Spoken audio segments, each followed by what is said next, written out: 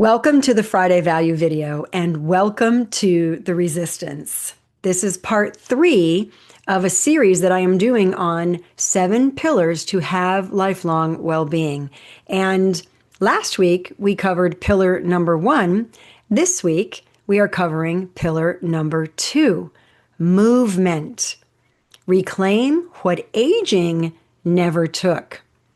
Because decline isn't a birthday problem. It's a movement problem. If you've lost strength, muscle mass, or notice you're a little unsteady when putting on your pants in the morning and needing to sit down to do that, guess what? It's not your age. Now, yes, the mainstream mantra tells us we're just getting older, you know.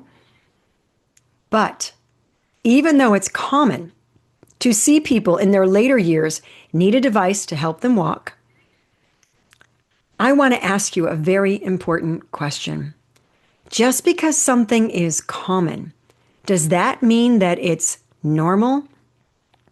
You see, disease is common, yet the very definition of disease is abnormal functioning. So, is decline common but abnormal? This means what we commonly see in older folks is not normal. This means it's what we do or don't do over the years that impacts our ability to squat down and pick up something from the floor or in the garden. It's what we do or don't do over the years that affects our stability when we lift a leg to shave in the shower. Yes, pain can certainly play a role in how active we are. Yet pain can be profoundly improved by training your body the right way. So often, joint pain has nothing to do with age and everything to do with body parts lacking function in one or more planes of motion. I've been teaching this for decades. Many are ignorant of the fact that many diagnoses from imaging, like X-rays and MRIs, can completely miss the mark behind what is the actual cause of joint pain. For many years now, we've been seeing all of these clinical studies that are reporting that what the X-rays show doesn't necessarily match what the person is experiencing. A lot of the time, something will show on an X-ray and the person won't have pain, or something won't show on an X-ray and the person does have pain, and all kinds of mixes.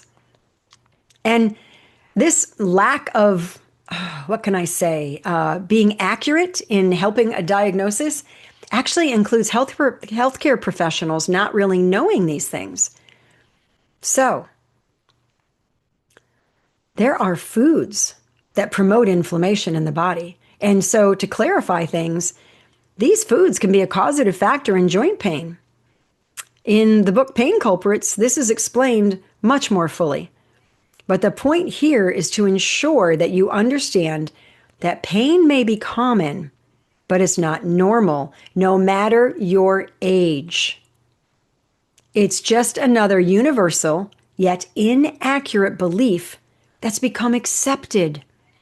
You can reclaim pain-free mobility when doing the right things the right way, no matter your age. I've seen this over and over for more than 30 years.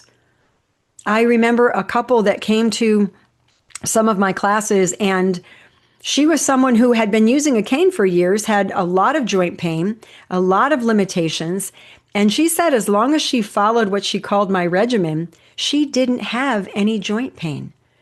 I've seen so many people get relief from chronic pain because of making the right changes and doing the right things the right way. And this means you can too. So, don't swallow the narrative. Reject that narrative. Join the resistance to have lifelong well-being. And I will see you next week.